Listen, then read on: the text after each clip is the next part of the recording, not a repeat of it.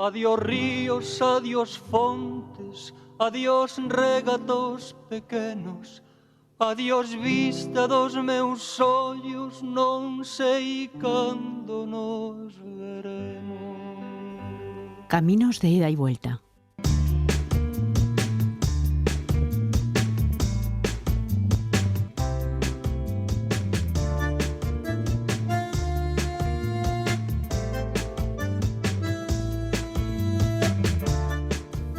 La familia de Joaquín Nin Culmel se constituyó en La Habana. Rosa era cantante e hija del cónsul danés y Joaquín Nin, al que ya dedicamos un programa, era un pianista ya empezando a ser reconocido y luego fue pianista y compositor. Sus padres, que se han conocido en La Habana, van primero a París y luego a Berlín, donde nace en 1908 Joaquín Nin Culmel. Después regresan a París, después de pasar también una temporada en Bruselas, y cuando su padre deja a la familia, los niños se trasladan con su madre a Barcelona, donde comienza a dar clases en la Academia de Granados. Hablaremos también de su madre en esta etapa de Barcelona y de tanto Anaís como de Joaquín. Pero primero dar la bienvenida a Jorge de Persia, musicólogo, crítico musical, que nos acompaña en esta serie de programas dedicados a músicos españoles, músicos que vivieron dentro, fuera, que tuvieron este camino de ida y vuelta. Bienvenido. Hola, ¿qué tal? Hemos tenido este primer programa dedicado al padre, a Joaquín Nin, y ahora este segundo programa dedicado a Joaquín Nin Culmel, porque los dos fueron pianistas, los dos fueron compositores. Exactamente. Joaquín Nin Culmel, el hijo, que murió hace pocos años, era un hombre, yo creo que internacional, absolutamente, ¿no? Venía mucho a España, sobre todo a Barcelona, y era una personalidad seguramente distinta del padre, un poco más retraído y demás, pero también muy distinguida. Era, lógicamente, hermano de Anaís. Y nació en Berlín. Él me contaba, con esa ironía tan fina, decía, nací en Berlín porque, bueno, mi madre estaba allí y en esa situación no la podía dejar sola. Porque, claro, la relación con su madre ha sido muy importante. Y también contaba, riéndose, dice, sí, hace poco estuve y vi mi casa natal en Berlín y vi que en la fachada había una placa y entonces uno le preguntaba, sí, qué bien, qué bien. Sí, dice, ponía se vende, ¿no? Para él Berlín fue simplemente un trámite de haber nacido. Un trámite de haber nacido porque él vivió en bastantes sitios. Fue a París, como hemos dicho, pero su padre vivió en París bastantes años. Luego, cuando sus padres se separan, va a Barcelona. Barcelona le parece una ciudad además alegre. Sí, le atrae mucho Barcelona y además es donde empieza sus primeros ejercicios musicales. Estaba allí con Chita Badía y ya en Barcelona en esos años tenía una vida musical interesante. Y así sigue su camino, pero él se consideraba catalán, de hecho vivió la mayor parte de su vida en Estados Unidos. En fin, era un hombre del mundo, ¿no? Era un ciudadano del mundo, un hombre probablemente con una seriedad, no que su padre no fuera serio, que lo era sí, también, pero con un tipo de vida diferente. Sí, un hombre religioso, muy sistemático, muy cuidadoso en sus hábitos y además su profesión era su vida, ¿no? Su profesión era su vida, era buen pianista, pero quizá fue mejor compositor que su propio padre. De hecho, tuvo mucha mejor formación que su padre y entonces pudo desarrollar una tarea de compositor mucho más avanzada. Pero no solo eso, sino que Joaquín componía en los años 30, 40, 50. Claro, la música ya iba por otros caminos, se exigía una cuota de modernidad mucho más importante y en cambio su padre estaba mucho más afiliado a un cierto folclorismo de la postal, ¿no? Seguiremos hablando de la vida también de Nin Culmel, pero antes vamos a escuchar sus composiciones, de su obra para violonchelo, la suite para violonchelo, vamos a escuchar el preámbulo.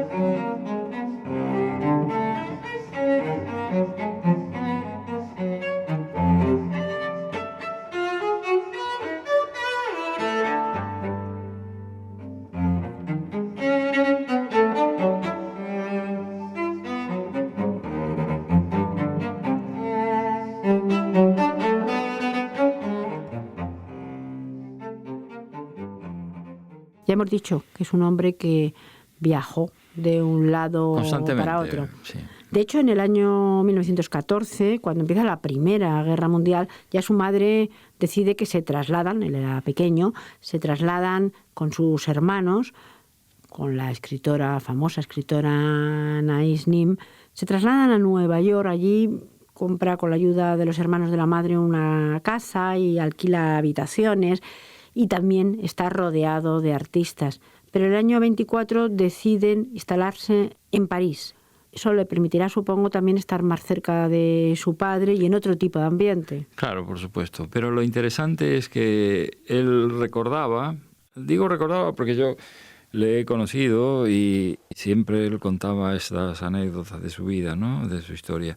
Y él recordaba que en Nueva York, niño aún, que su madre le llevó a conocer a Granados, que estrenaba Goyescas. Granados justamente moriría en ese mismo año en el viaje de vuelta a España, ¿no? Y allí conocieron a Granados y, bueno, la vida en Nueva York, claro, para un niño, evidentemente, tomó carácter cuando se trasladó a París y nuevamente la presencia de su padre, que siempre fue muy importante.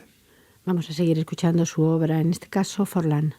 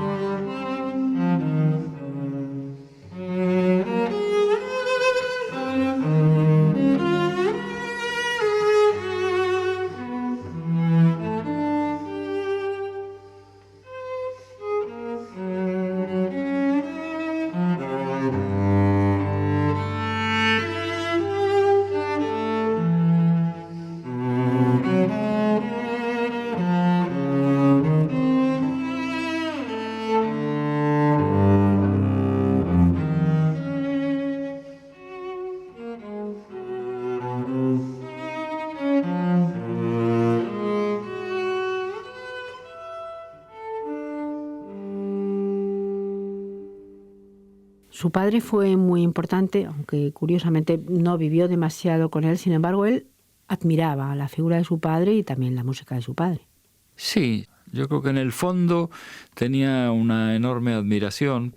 También era muy crítico con su padre. Mantuvo una distancia enorme, apoyando la posición de su madre, que era la que había sacado adelante la familia, ellos solos, y bueno, su padre siguió su vida en París y después en Cuba, pero siempre mantuvo mucho respeto y admiración, a tal punto que insistió en sus últimos años en que había que editar los escritos de su padre.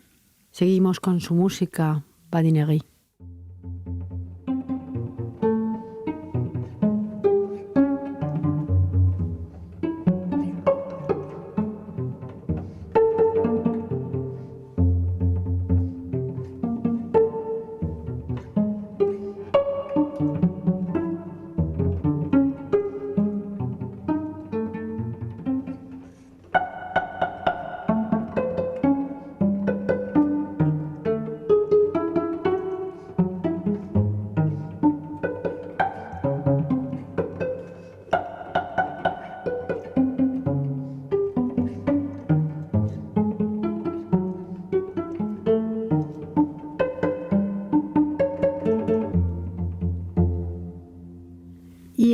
París, ¿quién y con quién estudia?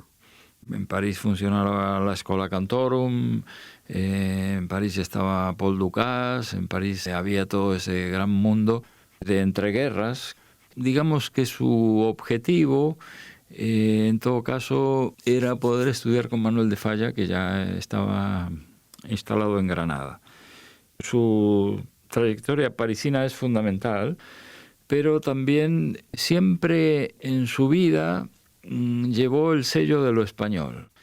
Podríamos decir a través de un cristal afrancesado, pero en todo caso, a donde iba, lo que componía y todo eso siempre era en relación con España. Hablaremos de eso a continuación. Primero vamos a acabar con algunas de estas piezas de la suite para violonchelo, en este caso con Marc Jean Rondeau.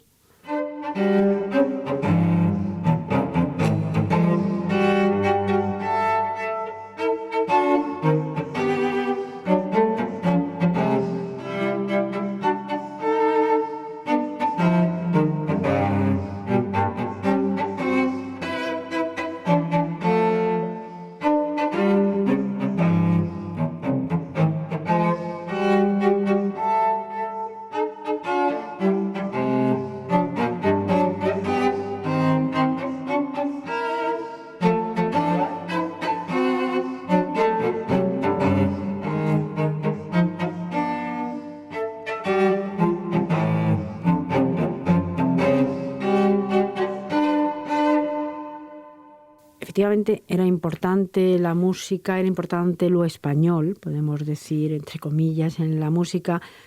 También la figura de Falla, que ya en ese momento de su vida, cuando está en París y todavía Nin Culmel es joven, le conoce y Falla ya está triunfando. Hay que recordar que en 1925 estrena con Antonia Mercé su Amor Brujo. Y es su madre, otra vez su madre, que está presente, ya hemos dicho, en su vida, Rosa Culmel, la que se acerca a Falla y le pide que de alguna manera le ayude o por lo menos le oriente. Sí, exactamente. Claro, Falla era la gran figura para ellos, además de que era íntimo amigo de su padre, de Nin Castellanos. Y Falla finalmente le recibe a Joaquín en Granada, donde él le va a ver en varias ocasiones y lleva sus ejercicios de composición. Claro, Joaquín Nin ya aspiraba a ser un buen compositor y era capaz eso de componer para orquesta, música de cámara, y le llevó a Falla varios de sus trabajos y Falla se los corrigió y le pidió, siempre él lo decía, una cosa que no olvidó nunca, que era no intentar parecerse nunca a él, ¿no? Es decir, que sea él mismo, que sea Joaquín Nin y no un remedo de lo que Falla le estaba enseñando. De hecho, dice que Falla le orienta hacia la clase de Paul Dukas en París, pero él mismo dice que Paul Dukas fue un gran profesor, pero que Falla seguía siendo su conciencia musical. Dice, Falla me hizo oír la pequeña voz interior que todo compositor lleva dentro. Es un poco lo que decíamos. Sí, claro, la música de Falla representaba una música en profundidad. Vamos a oír precisamente y empezar con sus tonadas, estas tonadas que tenían este aire de lo español. Y vamos a empezar con una canción de amor vasca.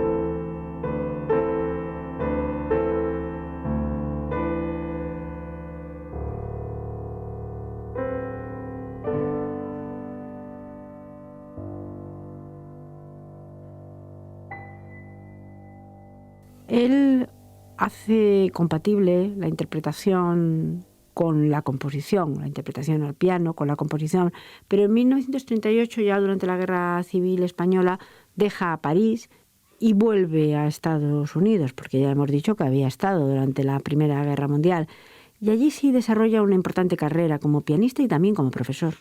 Sí, esto es un ejemplo de todo lo que no hacemos aquí, porque Joaquín ya tenía una formación muy importante y perfectamente lo podían haber incorporado después de la guerra a algún conservatorio, a algún centro. Sin embargo, es en Estados Unidos donde le empiezan a ofrecer clases y ser profesor en algunas universidades. Y finalmente su vida se desarrollará para siempre allí. Vamos a oír una jota castellana.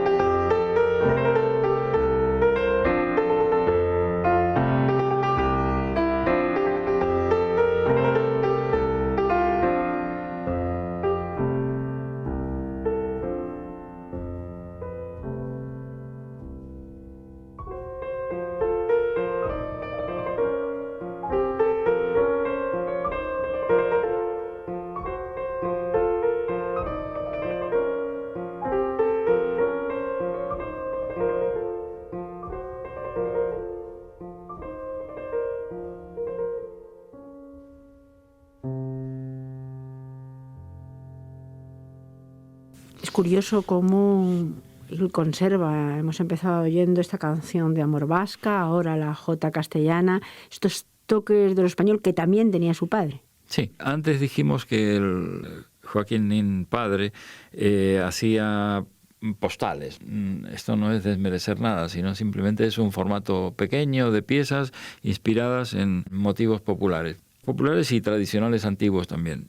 Y Nin Culmel hace algo similar, lo que pasa es que con otro lenguaje, un lenguaje mucho más depurado, un lenguaje más fino, más de síntesis. Las tonadas, por ejemplo, son un ejercicio de síntesis, son piezas muy pequeñas y muy intensas a veces. Como esta charrada de Salamanca.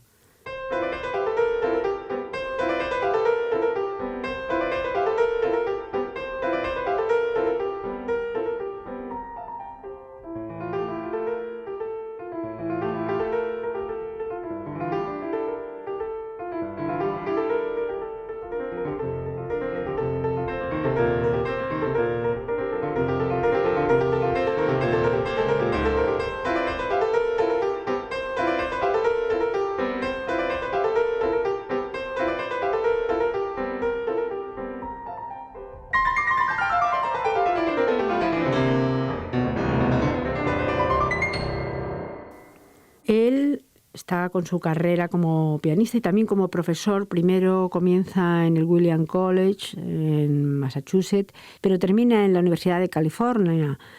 Allí además es profesor emérito a partir de 1974, es decir, tiene una larga carrera como profesor. Sí, larga, con alumnos muy importantes y un enorme reconocimiento. Él dejó toda su biblioteca y demás a la universidad, que le acogió durante tanto tiempo. Él no dejó de venir a España, pasaba temporadas cada vez más extensas, sobre todo en Barcelona, y allí compuso también obras y canciones, y se le hacía mucho caso y se le estrenaba. Pero bueno, yo no recuerdo que nunca nadie le hubiese invitado a dar una clase de composición. Y sin embargo, él seguía componiendo canciones como esta canción del Labrador.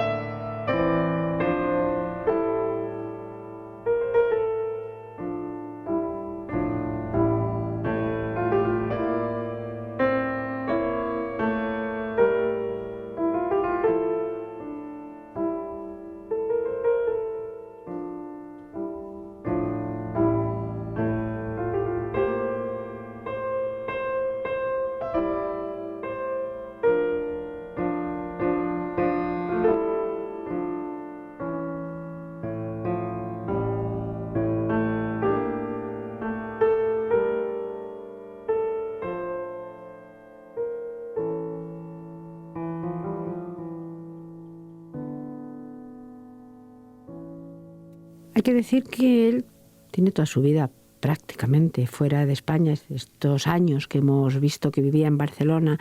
Tampoco vivió en ningún país de habla hispana, como otros muchos que se exiliaron, pero sin embargo mantuvo estrechos lazos de amistad y además de colaboración con diversos compositores. Él tenía muchos amigos en Barcelona, sobre todo, por ejemplo, Toldrá, que murió al comienzo de los 60, Montsalvatge, Montpou, él les llamaba los tres mosqueteros, y siempre le apoyaron en todo y estaban con él cuando iba a Barcelona. Eran grandes amigos. Claro, la sociedad catalana le consideraba de allí y él hablaba perfectamente catalán, de manera que él se sentía muy a gusto, muy integrado en España y siempre hizo por volver. Y de hecho, casi toda su obra tiene rasgos bien de música antigua española, bien de música popular. Siempre está eso, no vamos a ver ninguna danza americana, incluso casi ninguna cubana, digamos. Nin Culmel murió en Auckland en el año 2004 y vamos a acabar este programa escuchando otra de sus tonadas, en este caso de Galicia, porque vamos a oír una muñeira. Muchísimas gracias. Gracias a ti.